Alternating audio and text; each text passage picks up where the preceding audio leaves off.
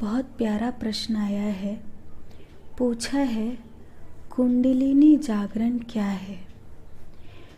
कुंडलिनी एक बहुत फेमस शब्द है और इस समय तो आपको बहुत सारी किताबें कुंडलिनी शक्ति के ऊपर मिल जाएंगी और YouTube पर खोज करोगे, इंटरनेट पर खोज करोगे तो बहुत सारी जानकारियाँ लोग तरह तरह से अपने अपने ढंग से आपको बता रहे हैं, वो मिल जाएंगे।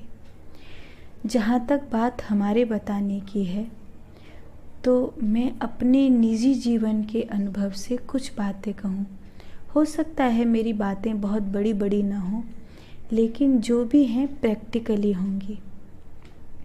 मुझे जहाँ तक लगता है, मेरे देखे कुंडलिनी एक ऊर्जा है जो भीतर बसी हुई एक विधि के द्वारा, जिससे हम जब अपने चक्रों की खोज करते हैं, अपने भीतर देखते हैं तो मूलाधार अर्थात जननेंद्रियों से लेकर ब्रह्मरंध्र तक ध्यान के दौरान एक खाली गैप अनुभव होता है और उस खाली गैप में मूलाधार से नाभि के ठीक नीचे से कोई ऊर्जा है जो ऊपर की ओर सरकती है और जब वो ऊपर की ओर आगे की बढ़ने लगती है तो कहीं हृदय से होते हुए, कंठ प्रदेश से होते हुए, एक झंझनाहट सी देते हुए, एक रोमांच सा देते हुए आज्ञा चक्र के पार ब्रह्मरंध्र में वो खिलती है। ऐसा लगता है जैसे जो सिर का आखिरी छोर है उसको फाड़ कर वो आगे निकल जाना चाहती है, लेकिन फिर थोड़े ही समय बाद जब ध्यान शांत होता है तो वो धीरे से बैठ जाती है। इस दौरान समस्या ये होती है कि जब ये प्रक्रिया चल रही होती है उस समय पर अगर कोई तेज आवाज़ कर दे, कोई रोक दे, टोक दे, कोई बोल दे तो उस समय ये जो ऊर्जा है ये विक्षिप्त हो जाती है, अर्थात सीधे जाने की बजाय इड़ा या पिंगला में सरक जाती है, दाएं या बाएं खसक जाती है। हमारे इस शरीर को पिंड में ही ब्रह्मांड समझना चाहिए। संपूर्ण शरीर में संपूर्ण ब्रह्मांड समाहित है, तो ये दैवीय भी है और ये आसुरी भी है। पूछा है, इससे साधक को क्या शक्तियाँ प्राप्त होती हैं। निश्चित रूप से कुंडलिनी एक बहुत बड़ी शक्ति है। शायद ऊर्जा की जहाँ बातें करते हैं, शारीरिक ऊर्जा की, बता रहे हैं आपको आज कुंडलिनी शक्ति से जुड़ी कुछ ऐसी अद्भुत जानकारी जो आज तक आपने नहीं सुनी होगी। तो चलिए फिर शुरू करते हैं इस वीडियो को। दोस्तों, कुंडलिनी की प्रकृति कुछ ऐसी होती है, जब यह जो नेत्र है वो धीरे से जागृत होने लगता है, मृत्यु का भय समाप्त हो जाता है, भविष्य में क्या होने वाला है इसका आभास पहले से होने लगता है, संकल्प पूर्ति होने लगती है, हमारी कही गई बातें सत्य होने लगती हैं और एक तेजस्वता जीवन में आ जाती है, एक धैर्य, एक शांति जीवन में आ जाती है। सब कुछ पाए हुए इंसान का जो संतोष है वो जीवन में आ जाता है। इन दो दृष्टियों से जो दिखाई नहीं देता वो भी दिखाई देने लगता है। किसी भी व्यक्ति का जो भूत भविष्य वर्तमान है वो उसका आभास होने लगता है। ये कुंडलिनी शक्ति के कुछ बहुत ऊपरी फायदे हैं जो मैंने आपको कहे हैं। पूछा है, क्या साधक को इसका कोई नुकसान भी हो सकता है।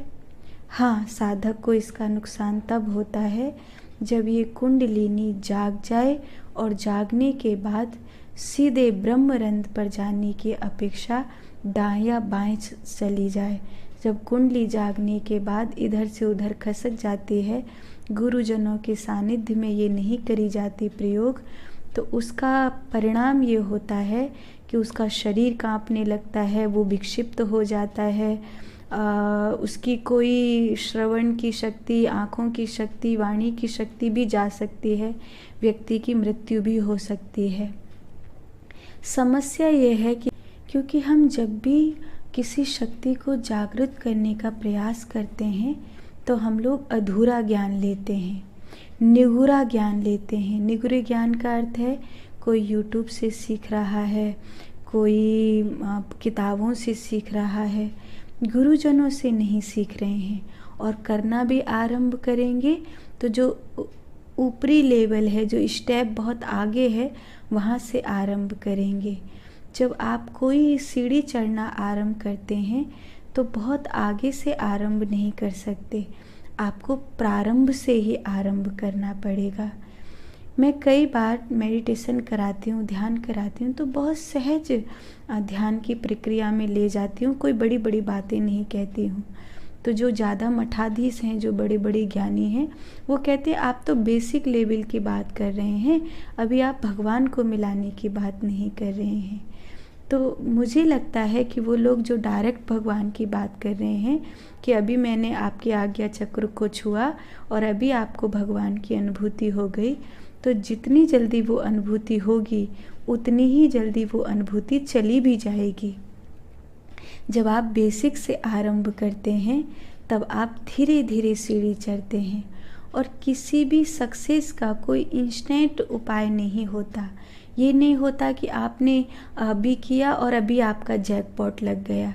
जैकपॉट का इंतज़ार करने वाले लोग हमेशा मतलब व्यर्थ की बातों में फंसे रहते हैं कि कोई आएगा और हमें आत्मज्ञान करा देगा, और ऐसे पाखंड के चक्कर में फंस जाते हैं। हाँ, ये ठीक है कि गुरुजन अगर किसी के आज्ञा चक्र को छूते हैं, मस्तिष्क को छूते हैं, या उसको अपनी ज्ञान दृष्टि से हिप्नोस करके वहाँ ले जाना चाहते हैं तो ले जा सकते हैं, लेकिन कितनी देर के लिए? संसार फिर खींचेगा। और गुरु की शक्ति का भी तुम जैसे किसी ने किसी को अमृत दिया लेकिन उसने कोई महत्व नहीं जाना तो उसको बिगाड़ दिया, ऐसा होता है। तो धीरे धीरे बेसिक से प्रयास करो, और बेसिक से अगर प्रयास करोगे तो कुंडलिनी जागरण में घातक परिणाम नहीं होंगे। अगर आप जल्दबाजी करेंगे, निगुरे किताबों के सहारे, कुछ इंटरनेट के ज्ञान के सहारे आप आगे बढ़ जाएंगे, तो ये एक ऐसी शक्ति है जो बहुत बहुत बड़ी शक्ति है। और निश्चित रूप से अगर सही ढंग से आप नहीं कर पाए तो इसका परिणाम अच्छा नहीं होगा। इसीलिए कुंडलिनी जो है उसको जागृत, वैसे तो वो जागृति होती है, सोई नहीं होती है। जैसे सर्प होता है ना, चुपचाप बैठा होता है तो उसका पता नहीं चलता, ऐसे ही ये 5 फन वाला नाग है जिसे 5 प्राण बोलते हैं। प्राण, अपान, समान, उदान, व्यान। ये जो प्राण है ये मूलाधार केंद्र पर नाभि से ठीक नीचे और काम केंद्रों के ऊपर ये विराजित रहता है। और जब साधक इसको ब्रह्मरंध्र तक पहुंचाता है तो ये सर्प की भांति खसक कर ऊपर चलने लगता है। अगर इड़ा पिंगला का संतुलन ठीक रहे, कुंभक का संतुलन ठीक रहे, तो कुंडलिनी जागृत एक अद्भुत प्रक्रिया है जो साधक को इस संसार में रहते हुए पिंड और ब्रह्मांड में एक होना, प्रसन्न होना, संतुष्ट होना, मृत्यु के भय से मुक्त होना सिखा देती है। और सबसे बड़ी बात, बहुतों के लिए कल्याणकारक बना देती है। आप जब कोई चीज़ का पहले से आभास कर सकते हैं तो आप ये भी बता सकते हैं कि यहाँ इस चीज़ से ऐसे बचा जा सकता है। तो कुंडलिनी शक्ति का उपयोग करिए, पर गुरुजनों के सानिध्य में इसे सीखिए, गुरुजनों के सानिध्य में इस प्रयोग को करिए। अगर आपके सद्गुरु आपको इजाज़त देते हैं तो निश्चित रूप से आप तप की उस पराकाष्ठा तक पहुँचेंगे जहाँ महादेव आप पर कृपा करेंगे। आप सबका कल्याण हो। मेरी बातों को इतने ध्यान से सुना उसके लिए बहुत धन्यवाद।